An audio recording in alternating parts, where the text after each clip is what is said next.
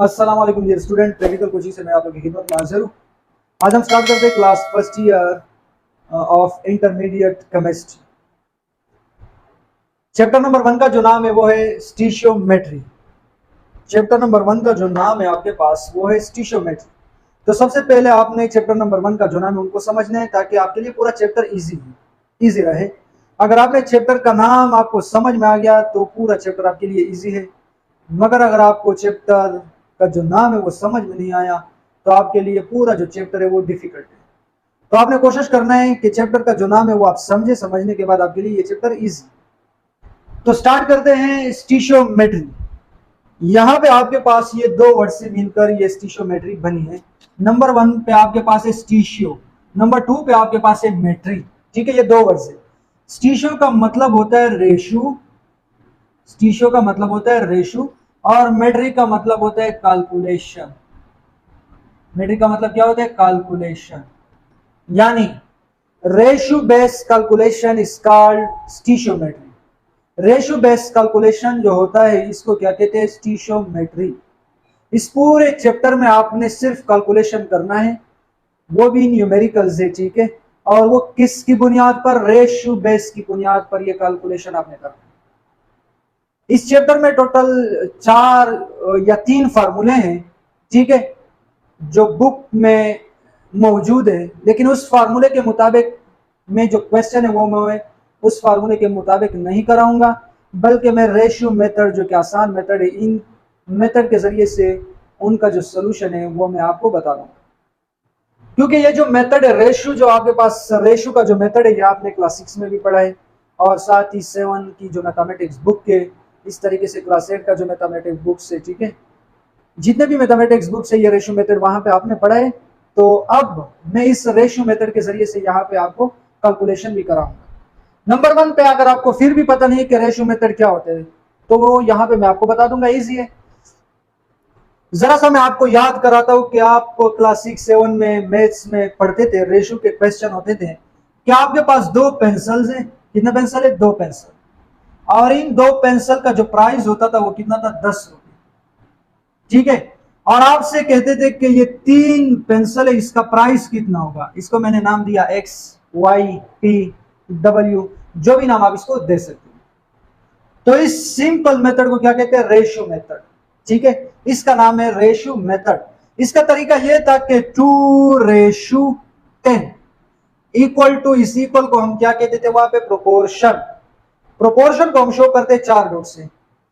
ये आपके पास प्रोपोर्शन है, और फिर आपके पास 3:x, और इसका जो तरीका था ये अपान की सूरत में आप लिख सकते हो इस रेशो को, और 3/x।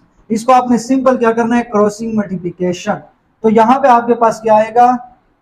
3x is equal to 3 multiply, अच्छा यहां पे सॉरी 2x आएगा, ठीक है, क्योंकि ये x इस साइड पे आ गया 2x, तो 3 मल्टीप्लाई 10, और 2 आप यहाँ पे 2 जो है मल्टीप्लाई में है, इस साइड पे डिवाइड में आएगा। 2 5 10, x का जो प्राइस है वो 3 5 15।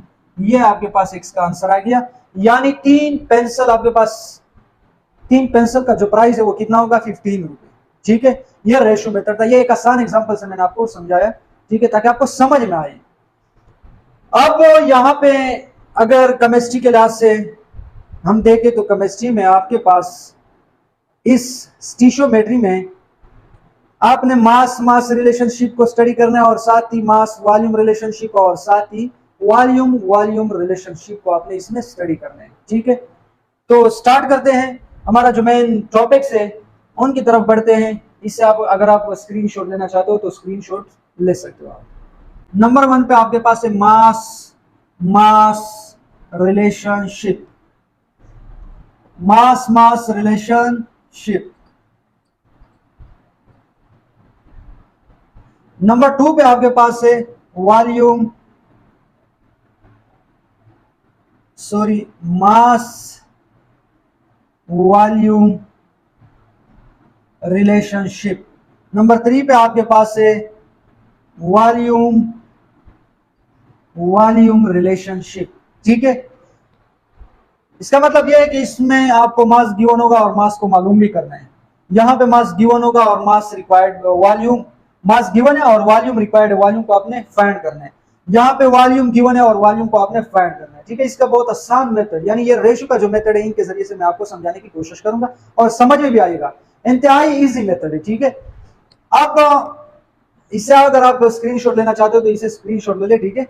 मास मास रिलेशनशिप, इसका न्यूमेरिकल है जो कि बुक में मौजूद है। एग्जांपल नंबर आपके पास जो एग्जांपल है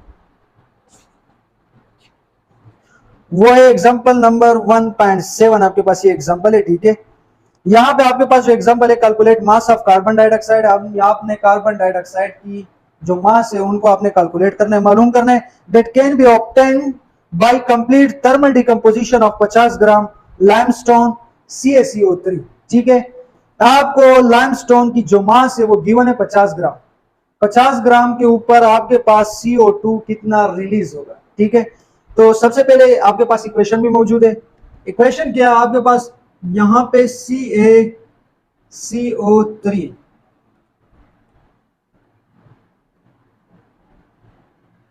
ठीक है, CaO प्लस CO2। अच्छा, इसके साथ ब्रैकेट में यहाँ पे CaCO3 के साथ यहाँ पे छोटा s लिखा हुआ है और यहाँ पे भी स्मॉल में s है और यहाँ पे आपके पास G है, ठीक है।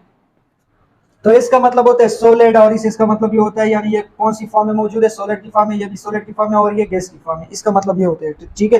कभी कभार एल भी आता है, एल का मतलब होता है लिक्विड।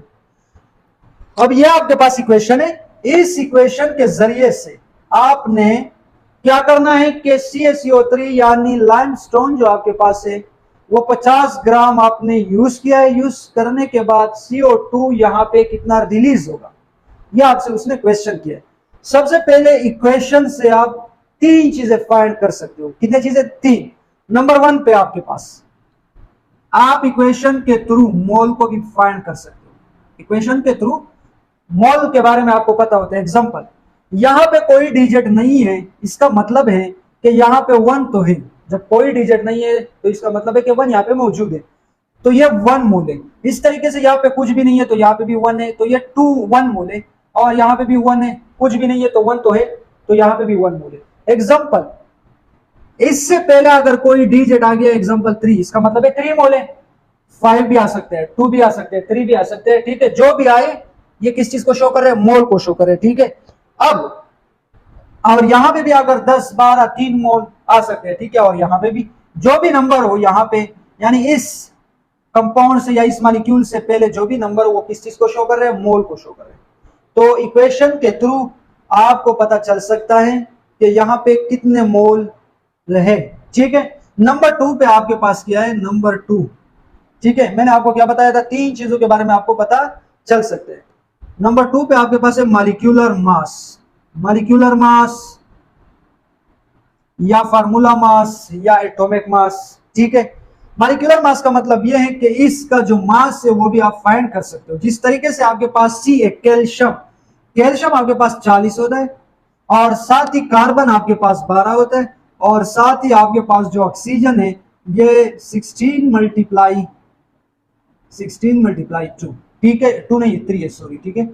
यहाँ पे 3 को मैंने क्यों मल्टीप्लाई किया? ये जो 3 है ये सिर्फ ऑक्सीजन के साथ है। तो आपके पास क्या है? 12 और 40 आपके पास 52 आया और इसको जब मैंने मल्टीप्लाई किया तो ये 48 आया। टोटल आपके पास कितना आया? 100, ठीक है। तो ये रहा आपको इक्वेशन के थ्रू आप मॉलिक्यूलर मास को भी फाइंड कर सकते हो। यहाँ पे भी मॉलिक्यूलर मास आप फाइंड कर सकते हो इस तरीके से। कार्बन डाइऑक्साइड का भी, कार्बन डाइऑक्साइड का हमें पता है कि कार्बन 12 होता है, 16 ऑक्सीजन 16 होते हैं, लेकिन 2 से मल्टीप्लाई करना है 32 + 12 तो ये 44 होता है, ठीक है। अब नंबर 3 पे आपके पास क्या है कि मोलर वॉल्यूम भी आप फाइंड कर सकते हो। क्या चीज? Molar volume. Example, molar volume क्या है? अगर आपको मोल समझ में आया तो मोलर वॉल्यूम भी आपके लिए इजी है। इस तरीके से यहां पे मैंने आपको बताया था कि इस से पहले जो भी नंबर होते हैं, जिस तरीके से मैंने आपको बताया कि 3 है या 1 है, अब कुछ भी नहीं है तो 1 तो है। मैंने आपको बताया मोल में कि ये 1 मोल है। अब जब वहां पे आपसे वॉल्यूम के बारे में पूछे कि कैलकुलेट द वॉल्यूम, ठीक है, यानी आपने वॉल्यूम को कैलकुलेट करना है, तो सिंपल आपने यहाँ पे क्या करना है? इस 1 की जगह 1 dm³ लिखना है। 1 dm³। अगर यहाँ पे 10 है तो 10 डीएम क्यूब, अगर यहाँ पे 15 15 है यानी तो यहाँ पे 15 डीएम क्यूब। इस तरीके से यहाँ पे जो भी आए, जो भी नंबर हो, यहाँ पे जो भी नंबर हो तो उसके साथ सिर्फ आपने 2 डीएम क्यूब 10 डीएम क्यूब जो भी नंबर हो वो आपने डीएम क्यूब में लिखना है। यानी आपको मोलर वॉल्यूम भी इक्वेशन के थ्रू मालूम है, ठीक है। यहाँ पे CO2, इससे पहले अगर यहाँ पे मैं 2 लगा दूं तो ये 2 डीएम क्यूब है, या अगर 3 लगा दूं तो 3 डीएम क्यूब। अब कुछ भी नहीं है तो ये 1 डीएम क्यूब है। उम्मीद है कि ये इक्वेशन के थ्रू जो मैंने आपको 3 चीजों के बारे में बताया कि 3 चीजें आपको इक्वेशन से आप फाइंड कर सकते हो, उम्मीद है कि ये आपको समझ में आया होगा। अब हम जो हमारा मेन मकसद है मास मास रिलेशनशिप की तरफ बढ़ते हैं, ठीक है। इससे अगर आपने स्क्रीनशॉट नहीं लिया तो आप स्क्रीनशॉट ले लें। सबसे पहले यहां पे आपने लिखना है कि फ्रॉम इक्वेशन इक्वेशन के थ्रू, ठीक है, फ्रॉम इक्वेशन के जरिए से, यानी तो CaCO3 जो आपके पास है यहां पे टोटल इसका जो मॉलिक्यूलर मास है वो आपने फाइंड करना है। तो आपको पता है कि यहाँ पे हमने फाइंड किया था, यहाँ पे आपके पास कितना है 100 G। जब भी मास मास रिलेशनशिप हो तो यहाँ पे आपने क्या लिखना है, ग्राम यूज करना है, ठीक है। इसका जो मॉलिक्यूलर मास है उसके साथ क्या लगाना है, ग्राम। और साथ ही यहाँ पे क्या होगा, कैल्शियम आपके पास 40 है और साथ ही ऑक्सीजन 16 है, यानी आपके पास 40 प्लस 16 तो यह आपके पास कितना होगा 56। अच्छा सॉरी, CaO के साथ तो हमारा कोई काम नहीं है। क्यों? क्योंकि यहाँ पे क्वेश्चन किया है कि आपने कैल्शियम कार्बोनेट, यानी ये आपके पास जो लाइमस्टोन है 100 ग्राम आपने यूज किया तो आपको कार्बन डाइऑक्साइड कितना मिला 44 ग्राम। ये 44 कहां से आ गया, आपको पता है कि कार्बन आपके पास 12 होता है और साथ ही 16 मल्टीप्लाई 2 तो 12 और ये आपके पास 32, टोटल 44 आ गया, ठीक है। आप खुद निकाल सकते हो, ये मॉलिक्यूलर मास मैंने लिखा, ठीक है। अब आपसे क्वेश्चन ये है कि यहाँ पे कैल्शियम कार्बोनेट यानी लाइमस्टोन जब आपने 100 ग्राम यूज किया, यूज करने के बाद आपको प्रोडक्ट में 44 ग्राम क्या मिला, कार्बन डाइऑक्साइड। अब क्वेश्चन में क्या पूछा है उसने, क्वेश्चन में उसने पूछा है कि जब आपने 50 ग्राम यूज किया, कितना ग्राम यूज किया 50 ग्राम, तो आपको कार्बन डाइऑक्साइड कितना मिला। इसको मैंने डिनोट किया X से, P से, Y से, जो भी हो आपके पास, ठीक है। अब आपने वो जो इससे पहले मैंने आपको एग्जांपल बताया था, पेंसिल का जो एग्जांपल था, रेशियो का जो मेथड था, उसके थ्रू आप इसको सॉल्यूशन निकाल सकते हो। कैसे आपने निकालना है, ये फ्रॉम इक्वेशन हुआ और ये फ्रॉम क्वेश्चन। फ्रॉम क्वेश्चन जो आपको क्वेश्चन गिवन था, क्वेश्चन में 50 ग्राम मास गिवन था, किस चीज का, कैल्शियम कार्बोनेट का, लाइमस्टोन का, ठीक है। अब आपने क्या करना है, वही सिंपल मेथड है, यहां पे आपने लिखना है अप्लाई रेशियो मेथड। कौन सा मेथड, रेशियो मेथड के जरिए से आपने इसका सॉल्यूशन निकालना। रेशियो मेथड क्या था कि 100 रेशियो, जब आपने 100 रेशियो यूज किया किस चीज को, कैल्शियम कार्बोनेट को, तो आपके पास जो कार्बन डाइऑक्साइड बना प्रोडक्ट में वो 44 ग्राम बना, ठीक है। यहाँ पे हमने प्रोपोर्शन इक्वल का साइन यूज किया। 50 ग्राम जब आपने यूज किया किसी को, कैल्शियम कार्बोनेट को, तो कार्बन डाइऑक्साइड यहाँ पे कितना प्रोडक्ट में बना या प्रोडक्ट में कितना रिलीज हुआ, ठीक है। अब सिंपल मेथड है, मेथड के बारे में मैंने बताया था कि सिंपल आप यहाँ पे क्या कर सकते हो, इसको डिवाइड की फॉर्म में लिखा, रेशियो का जो फॉर्म है वो आप डिवाइड की फॉर्म में भी लिख सकते हो, ठीक है। यहाँ पे 50 डिवाइड बाई x, इसका तरीका मैंने बताया था कि यहाँ पे सिंपल आपने क्या करना है, क्रॉसिंग मल्टीप्लीकेशन। अब आपके पास जो क्रॉसिंग मल्टीप्लीकेशन है, ठीक है, यहां पे आपके पास 100x हुआ और इस साइड पे आपके पास कितना आया 50 मल्टीप्लाई, यहाँ पे 44 डिवाइड में था, उस साइड पे मल्टीप्लाई हुआ, ठीक है। और आपने क्या करना है कि ये 100 आपके पास मल्टीप्लाई में है, इस साइड पे डिवाइड में आएगा, ये डिवाइड में आ गया, ठीक है। और ये रहा x, ये 100 मल्टीप्लाई में था, इस साइड पे डिवाइड में आ गया।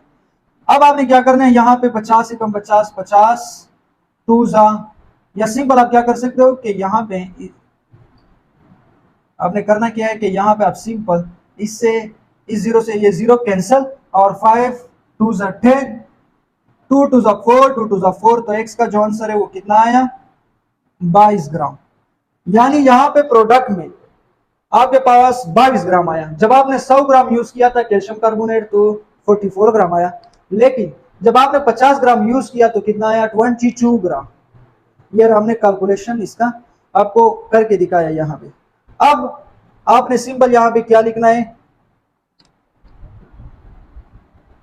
मास ऑफ CO2 इज 22 ग्राम, ये आपने सिर्फ लिखना है पेपर में, ठीक है। यह था आपके पास मास मास रिलेशनशिप। उम्मीद है कि ये लेक्चर आपको समझ में आया होगा। लेक्चर समझ आने की सूरत में आपने हमारे YouTube चैनल को सब्सक्राइब करना है और साथ ही बेल आइकन के ऊपर क्लिक करना है ताकि हमारी अपलोड करदा वीडियो का नोटिफिकेशन आप तक पहुंच सके। Thank you so much.